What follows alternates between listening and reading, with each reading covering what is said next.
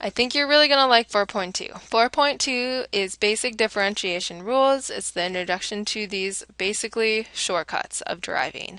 So in 4.1, the previous section, what I had you do was use the limit approach, also known probably as the long way of calculating these slopes of the tangent lines. And what I hoped through that long way or through that limit approach is that you really saw the definition of a derivative and what it was doing.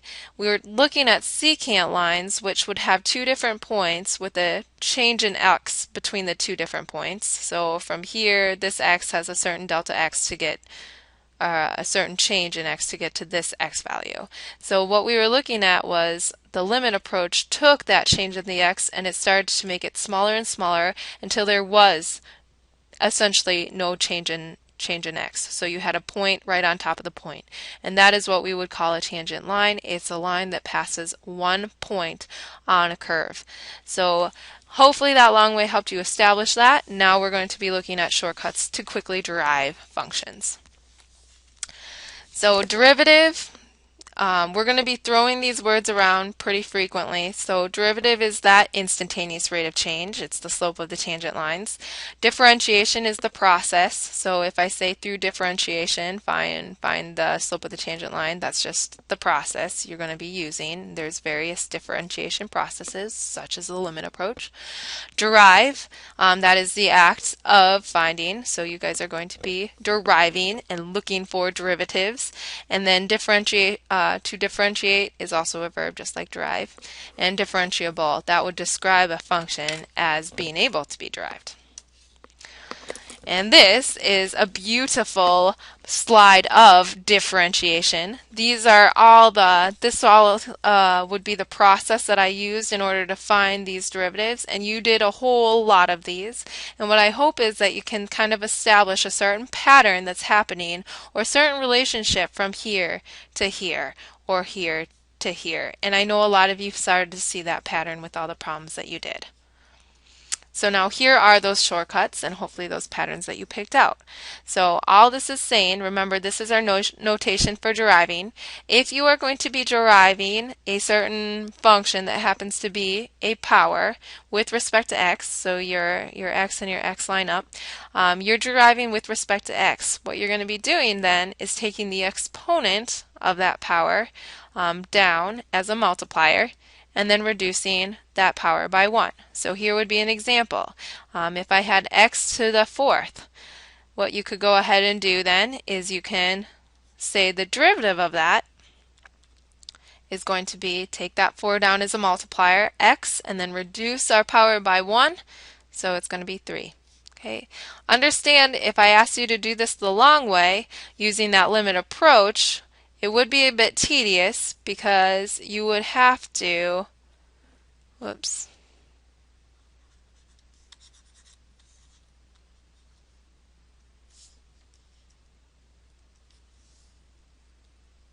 you would have to take that x plus delta x to the fourth minus x squared, and this would require a lot of FOILing.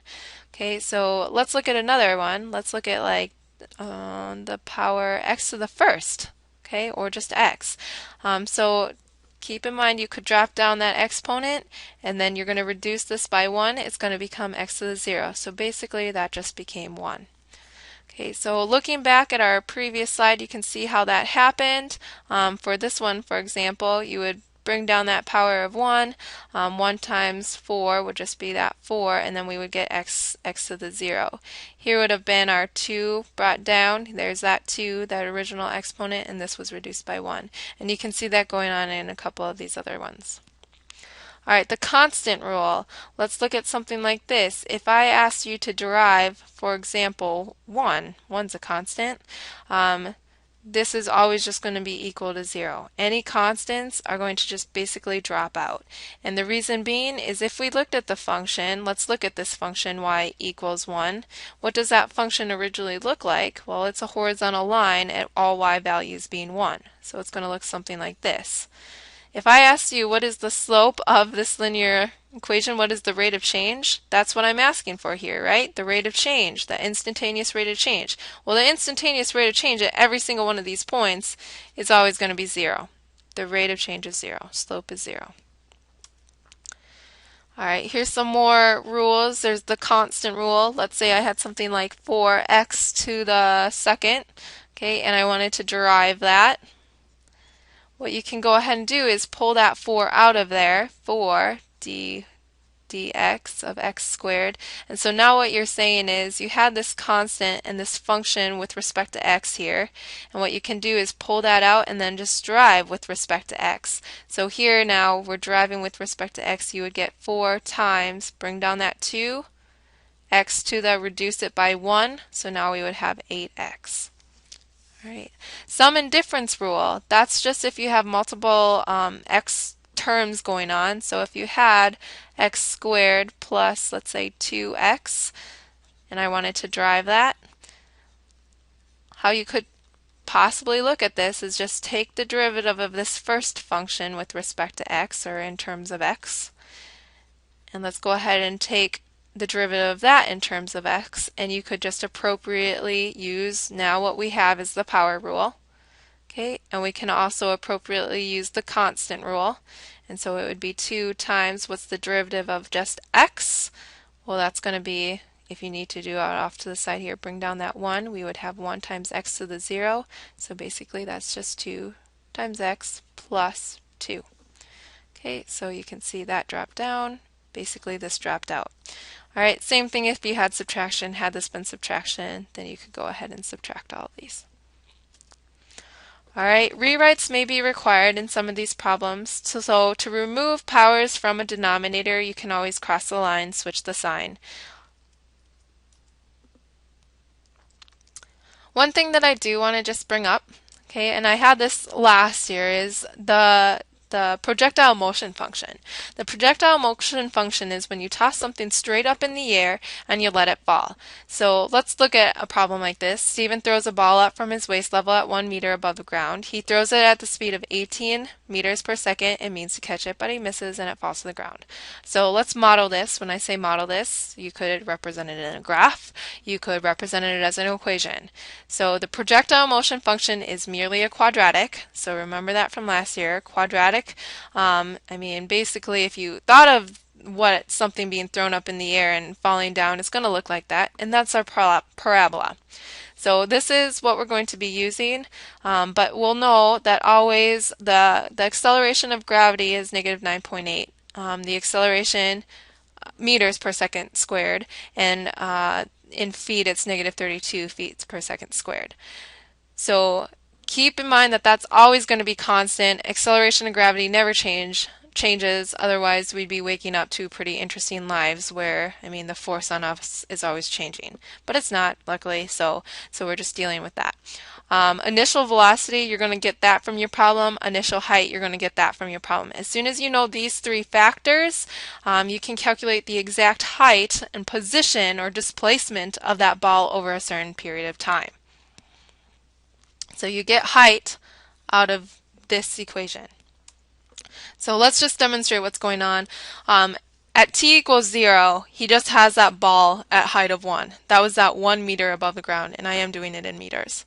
Okay, so after 0.9 seconds, it's going to be at 13.2, because what you could be doing, first of all, if you went back to this equation, I should fill these in.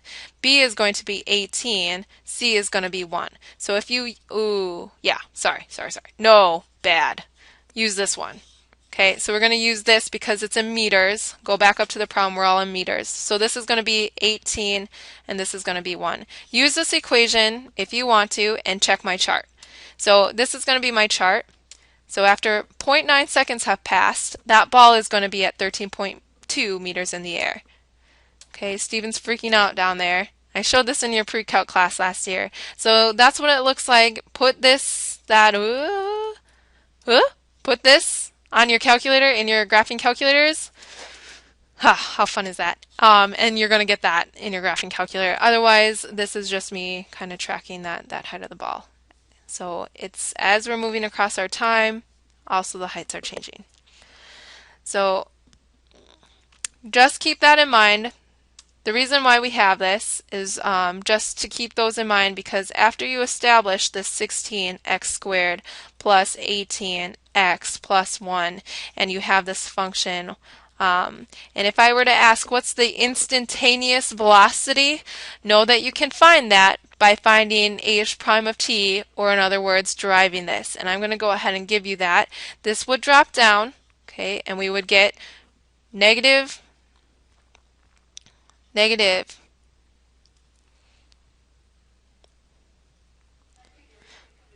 So what we would be able to do is, if I wanted you to find the instantaneous rate of change, you would know you would have to derive it. So here's my notation for that. I'm going to go ahead and notate it on this side. So we have negative 16x squared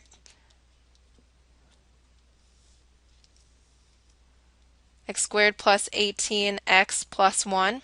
And then you can use all the properties that we just described. So I can take these piece by piece at a time. Negative 16x squared plus d dx of 18x plus d dx of 1. So know right there that that was using the sum and difference property. And then I could also take these constants out to the front. So sorry, I'm going to have to write over here. We have negative 16d dx x squared plus 18d dx of x plus d, and this is just a constant, so I'm going to leave that. So now this would be negative 16 times 2x to the first, because I'm going to use the power rule, plus 18 times, I'm also going to use the power rule here, but what you're going to start to get used to is that an x is just going to become 1, because you would have that 1, drop that down, x to the 0 would be 1, so 18 times 1 plus 0. So our h prime of t is equal to negative 32x plus 18, and this would give you the instantaneous velocity at any given point. So if I wanted to find out at time equals 1, 2, 3, at time equals about 3, what his velocity or rate of change was at that very moment, you can just plug in the 3 into this formula or this derivative function, and you would get that. Here is your problems. Good luck with those. May the speed of the shortcuts be with you.